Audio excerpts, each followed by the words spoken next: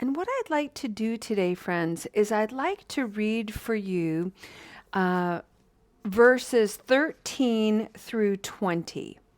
And then I'm going to go back and give you my interpretation of what these mean to me.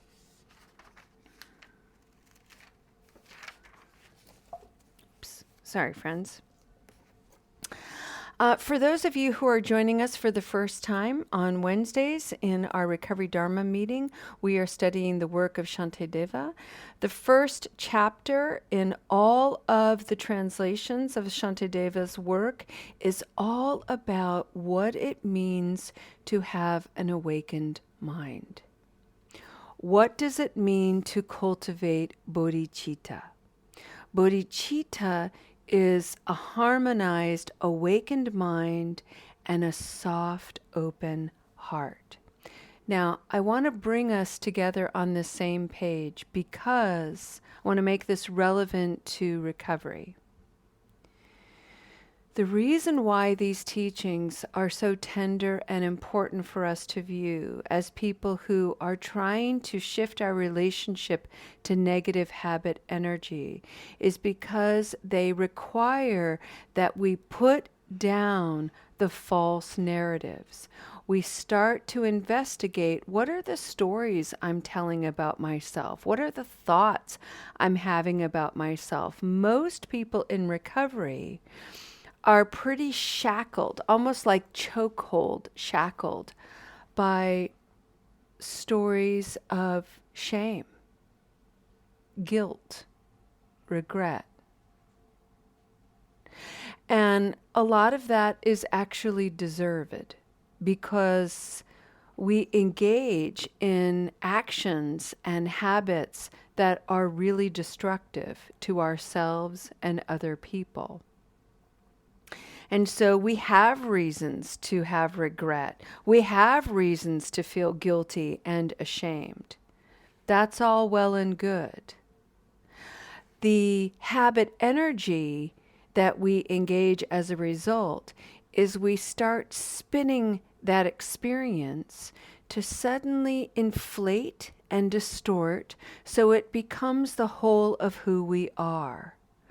I'm guilty of this bad action, this negative action, therefore I am bad.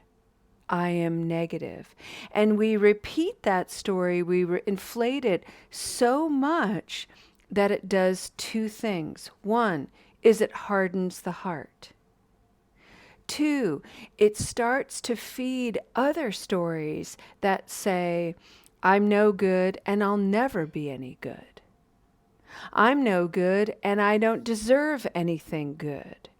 And so that when goodness comes with that hardened heart, we're like, eeh, I don't deserve that. What? That's too nice. Ugh.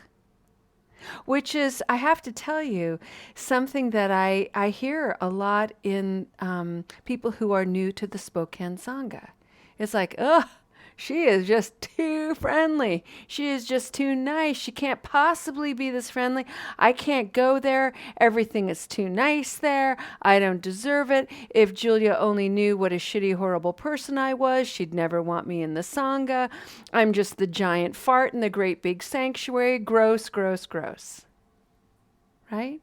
Total fictional stuff that we do, and we keep repeating it over and over and over and over again.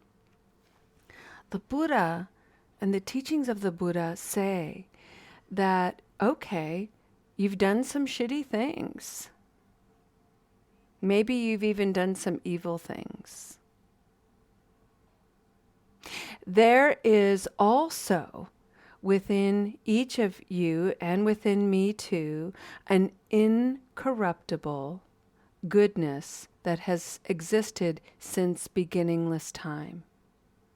And we don't have access to it because of our habit energy of layering distortion, inflation, exaggeration over it. The Buddhist practices are all about peeling that back, excavating that goodness, not so we can become so holy.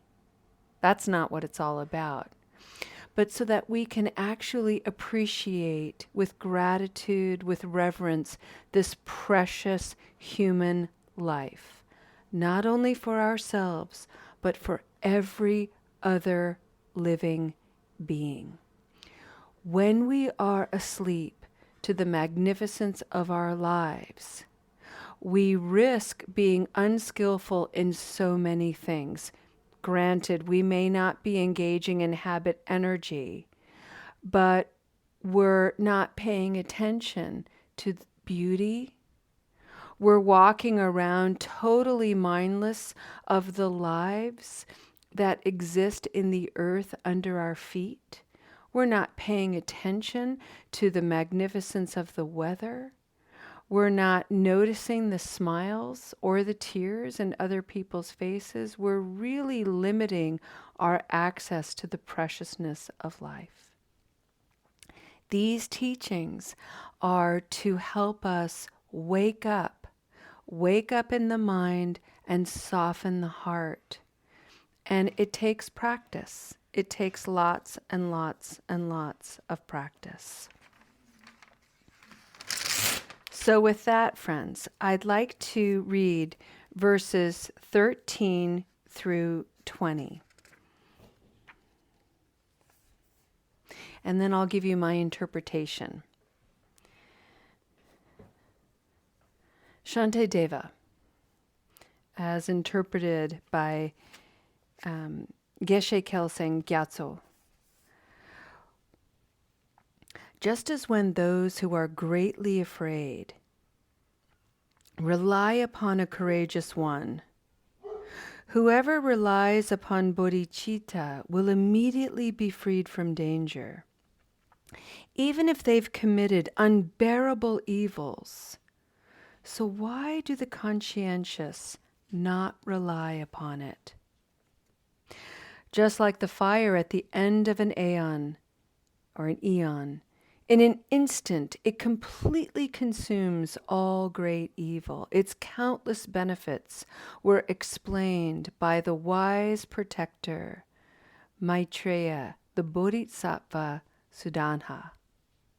In brief, you should know that bodhicitta has two types: the mind that observes enlightenment and aspires, and the mind that observes enlightenment and engages. Just as the distinction between wishing to go and actually going is understood, so respectively the wise should understand the difference between these two bodhicittas. From the mind that inspires to enlightenment, great effects arise while in samsara. But the uninterrupted flow of good fortune does not ensue as it does from the mind, engaging mind. For whoever takes up the engaging mind of bodhicitta with the intention never to turn back from completely liberating the infinite living beings throughout all realms, from that time forth, for him there will arise, even in his sleep or apparently unconcerned, vast and powerful merit equal to space that flows without interruption.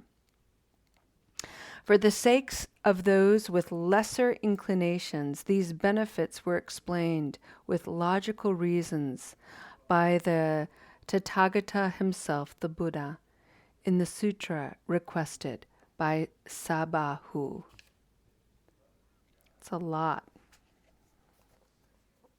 That's a lot, and there's a lot of language in it that I'd like to take a moment and review. So going back in verse 13, I just want to share with you my notes. Shantideva reminds us that we need each other. That's what this verse is all about. We need each other, especially in times of doubt or discouragement or self-harm. And in the world of recovery, the self-harm that we're doing isn't just using substances or misusing substances. The self-harm is in our self-talk, It's in our impatience. It's in our inability to recognize that we're repeating things because we still have things to learn. So we need each other. We need people who can courageously hold up a mirror that shows us our true selves. It may show our regret. It may show our ickiness, our vanity, but it's not there to shame us. A courageous person who's showing a mirror is saying, look, you're more than just your negativity, because a clear mirror shows everything.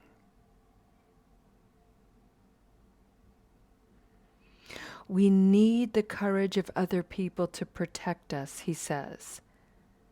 So why, oh why, do we not seek the encouragement of others and take refuge in their encouragement and instead reject it?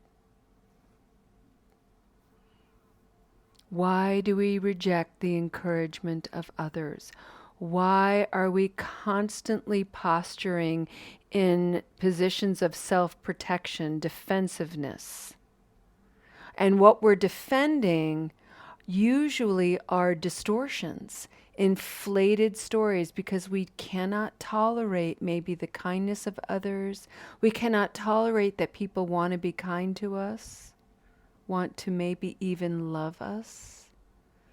So we keep people at arm's length. When Shantideva is saying, no, no, no, take shelter in their embrace. In the 14th verse, he writes, the benefits of the awakened mind have been explained by many, especially the Bodhisattva Sudhana.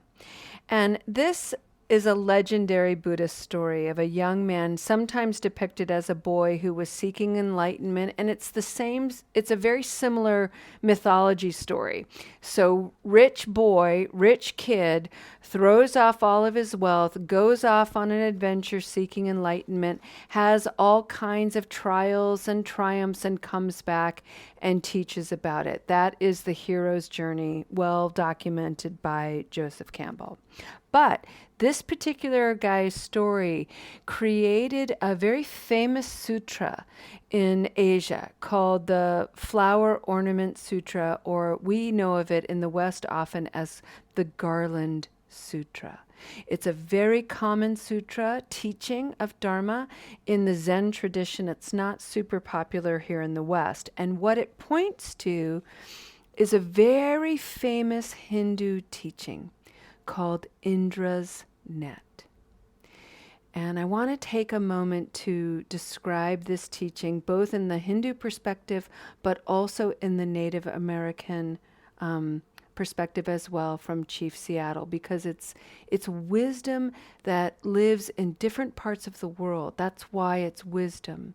There's no two reasons why this ancient Hindu teaching would come into the Native American mind. I mean, these are separated by great swaths of water and land, and yet these ancient teachings of interconnection exist. Indra's net, India. Indra's net is as if imagining the cosmos, all of the universe and everything in it, as a giant net, maybe even like a spider web.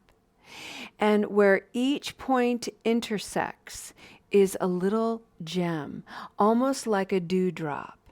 And that dewdrop has the capacity to reflect in 360 degrees everything. So this infinite net with infinite reflective capacity is constantly reminding us that we are all deeply interconnected. We are all reflected in one another. And one of the things about a mind that is recovering is we tend to take on a long-term self-centering, self-absorbed posture. I'm the worst person ever.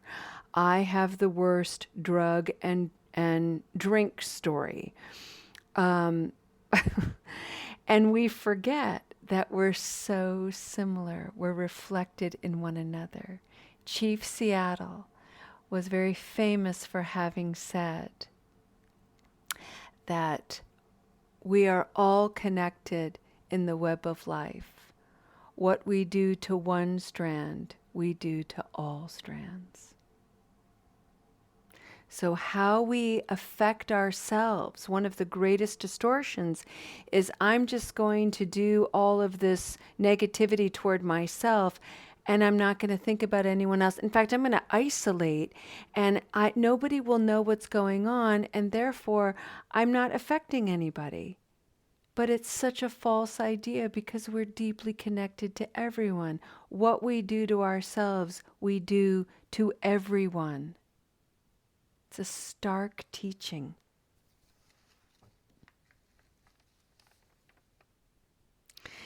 And so Shantideva is saying, wake up. Stop hurting yourselves. Stop limiting yourselves, because the minute you do that to yourself, you do it to me and you do it to everyone. So the 15th verse is, there are two kinds of bodhicitta. I love this part. Two kinds of bodhicitta. The awakened mind that aspires and the awakened mind that engages. And you need both minds. Now, I want to speak about this very clearly because we have a tendency in the West to make everything dual. So awakened mind, not so great. And the engaged mind, the engaged awakened mind is the positive one. That's the one we're really going for. And that's the dualistic mind that's putting everything into it's either this or it's that.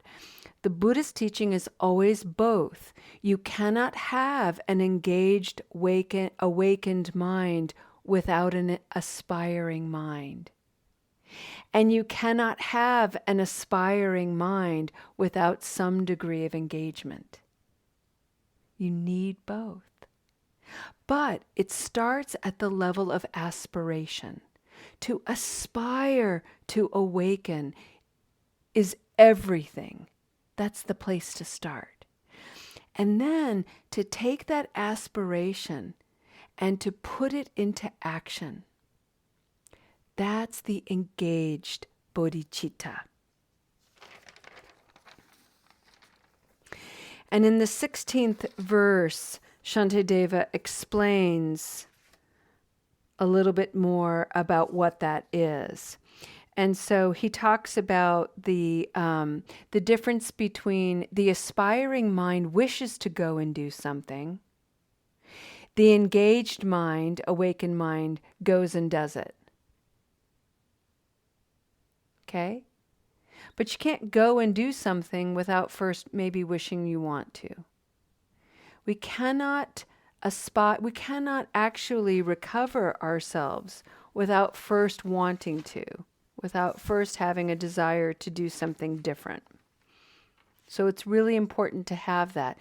And people can live in the place of aspiration for a very long time. And that's not a bad thing.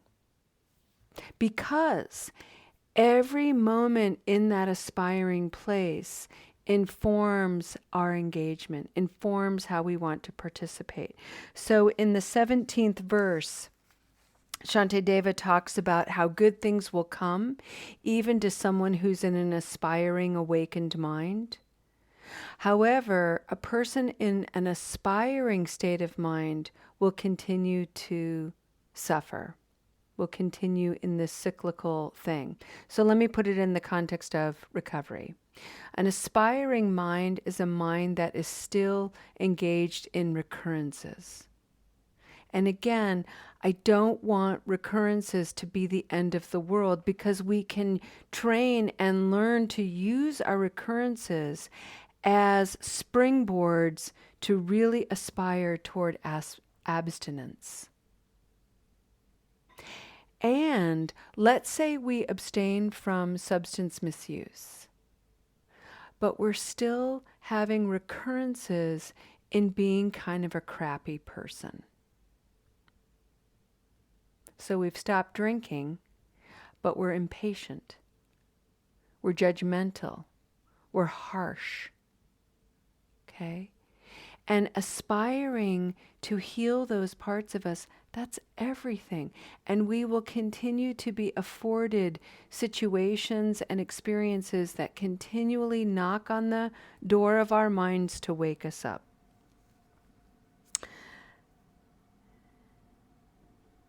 The 18th verse is we're not doing this just for ourselves. We're doing this because we're connected to everybody. And we want to encourage everyone to wake up because another person's awakening benefits me. If we're all connected and we're all still sound asleep, I suffer as a result of that. So of course I want other people to awaken so that I don't have to deal with the fallout of their suffering, the negative consequences. That will continue to happen. I will continue to be hurt, threatened, fearful. I'll be oppressed. I'll be in situations that are out of my control that will stir up and disrupt my sense of peace. So we are wanting to do this to help others feel liberated. The 19th verse, I love this, is that even when we are engaged and awakened, we'll fall asleep. We'll have dullness in our practice, because that's just part of being human. But the more we practice, the more we engage, the less time we'll stay stuck in that sleepy, dull state.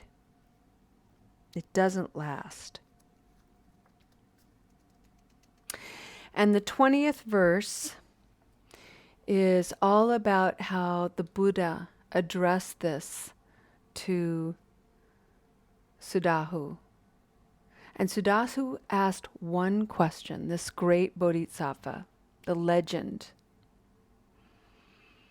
And the question was, what are the qualities of a bodhisattva? What are the qualities of a person who is awake and who is here to help other people awaken from the conditions of their suffering? And the Buddha said there are 6 qualities. You may know them of the 6 paramitas in Buddhism, the 6 great perfections. I'm not really keen on that word, so I like to call it the 6 great qualities of transcendence.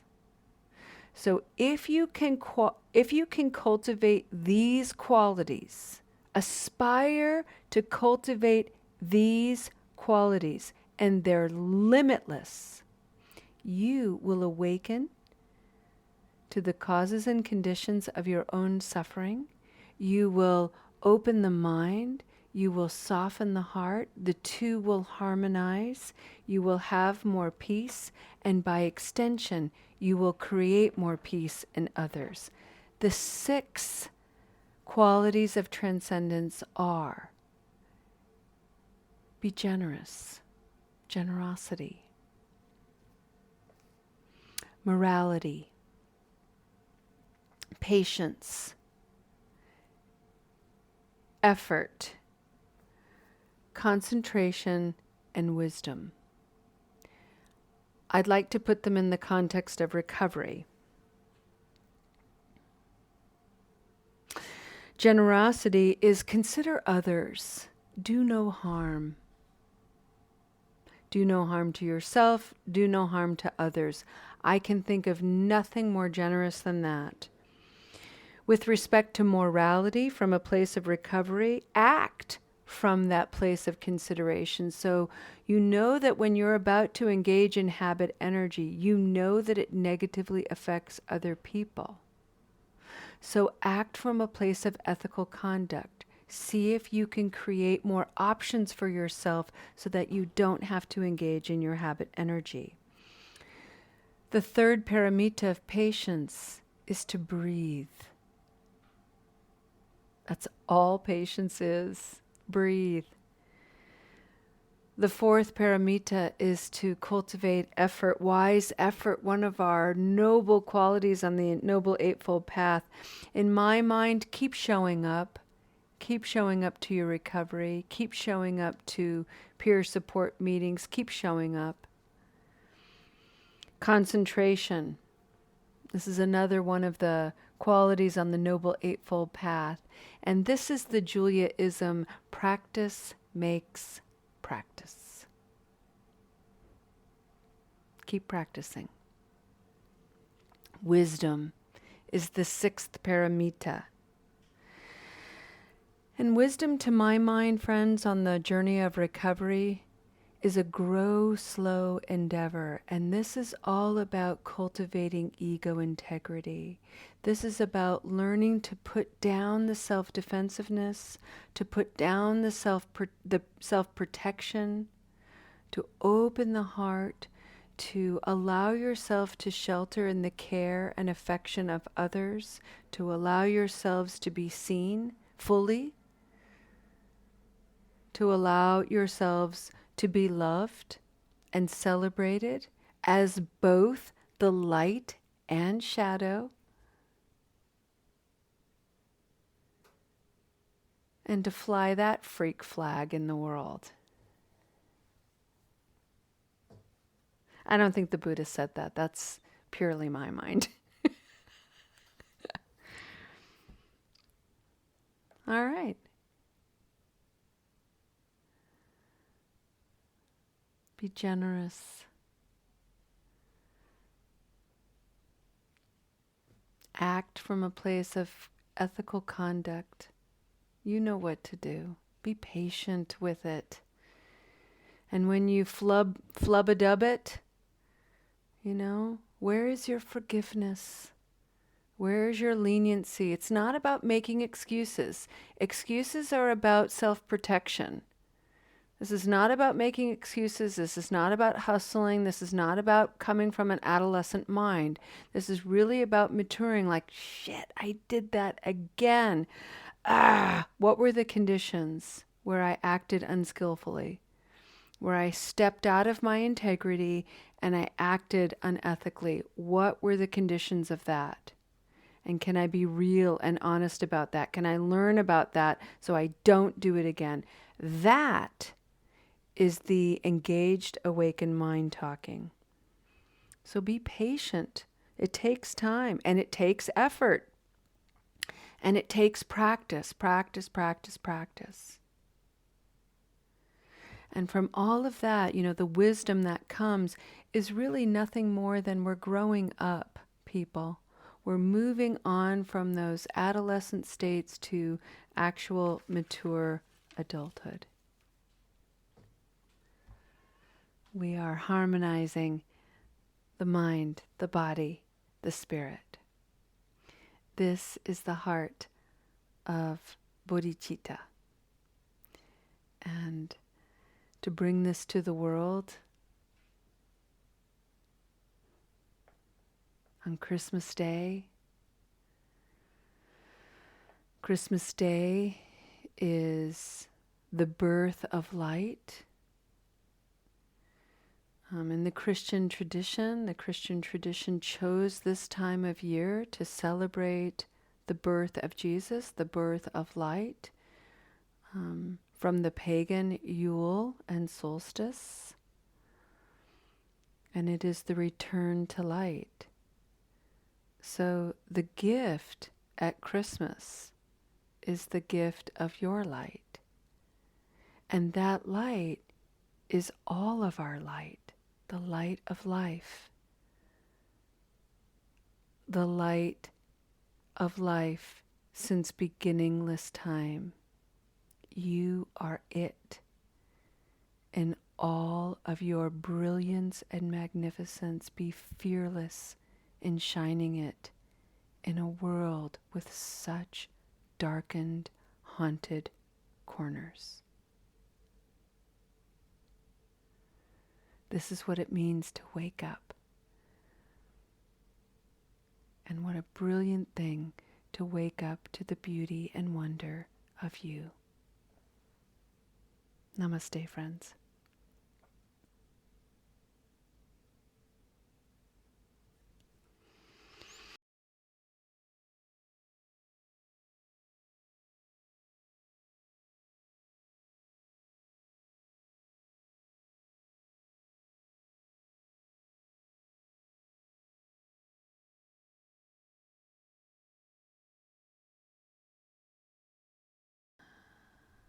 And let's settle back in and think about the things that we are aspiring to do differently. And think about the things that we can actually put into an action. You know, there are a lot of things that we may aspire to differently, but we may not have the tools to pull it off. We may not have the skill set yet. We might not have enough practice yet to really engage fully. But that doesn't mean we throw out the whole endeavor. We continue at it. We keep working. We keep practicing. And soon, before we know it, what we aspire becomes what we do. And what we do becomes who we are. And who we are brings peace to the world and light. Shantideva said, for as long as sentient beings are here, for as long as suffering is here in the world, may I too remain to help dispel the misery that's here. And it begins with each of us. So may you enjoy the sweetness of the day, the warmth of this day, the generosity of this day, the hope that's celebrated on this day, and bring it in whatever way resonates best with you. And may you celebrate your magnificence wherever you are on the journey. May you celebrate your magic, your wisdom, your capacity. Thank you so much for being here, friends. We'll see you next time. Namaste.